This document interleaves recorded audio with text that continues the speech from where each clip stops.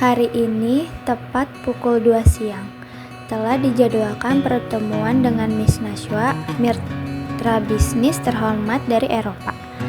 Kami semua mengerti betul bahwa bagi beliau, ketepatan waktu adalah bentuk komitmen profesional.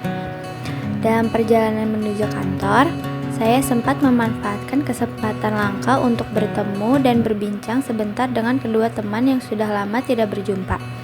Kami bertukar cerita hingga tak terasa waktu berlalu dengan cepat.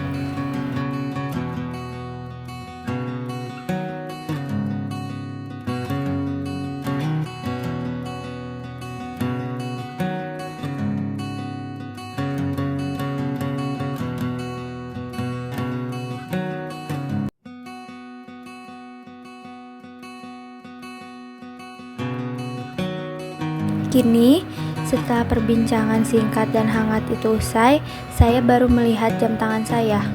Pukul 2.30. Ini berarti dengan berat hati saya harus mengakui pertemuan yang seharusnya dimulai tepat pada waktunya sudah terlewat 30 menit.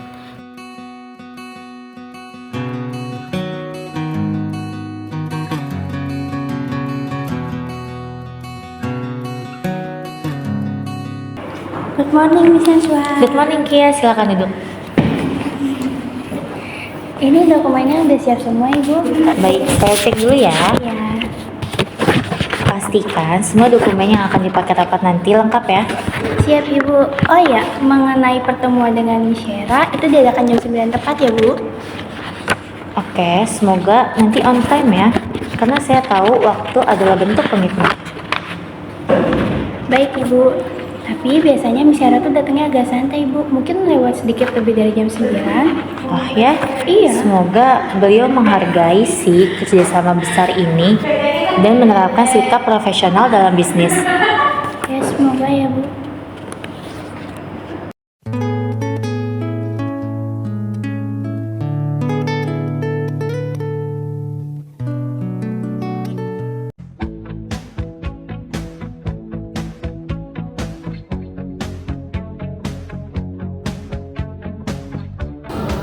Assalamualaikum Miss Najwa. Waalaikumsalam. Maaf ya saya terlambat karena saya tadi bertemu dengan saya. Baik, silakan duduk.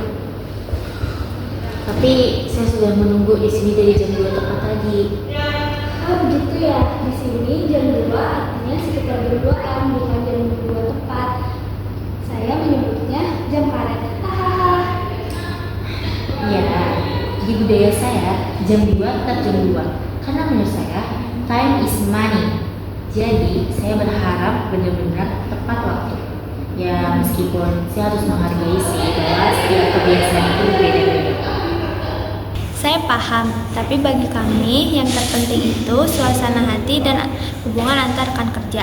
Kalau sedikit terlambat tapi hati senang, rapat bisa berjalan dengan baik. Ya, tapi bagi saya malah sebaliknya.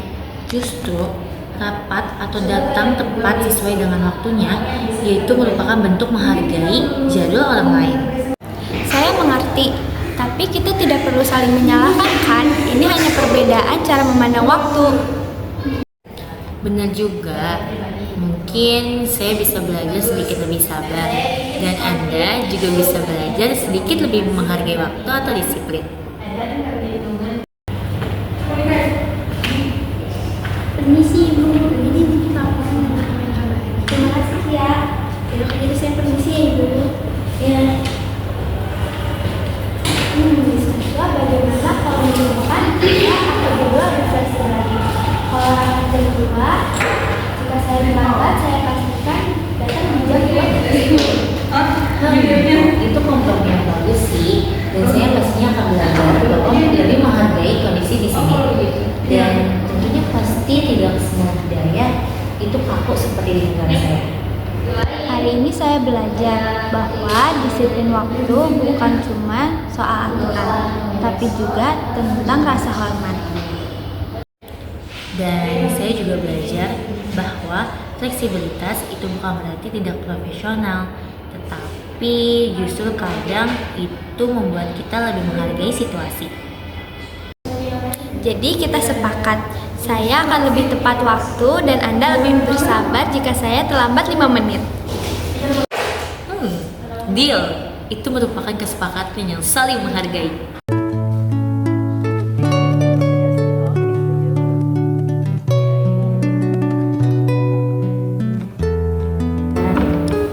Misi, wah, saya suka dengan kerjasama ini. Kalau begitu nanti aku bantuin untuk atur jadwal rapat ini ya. Terima kasih Kia. Baik, jadwalkan saja hari Selasa jam 2 ya. Kalau bisa lebih 5 menit gak apa-apa sih. Hahaha, saya setuju.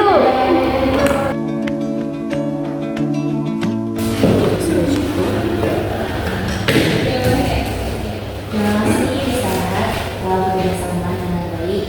Saya juga rasa hari ini kita banyak banget belajar tentang saling menghargai dan semuanya. Saya juga bisa jadi perbedaan menjadi kekuatan Tuhan. Kalau semua orang bisa saling menghargai perbedaan seperti ini, dunia bisnis pasti lebih damai.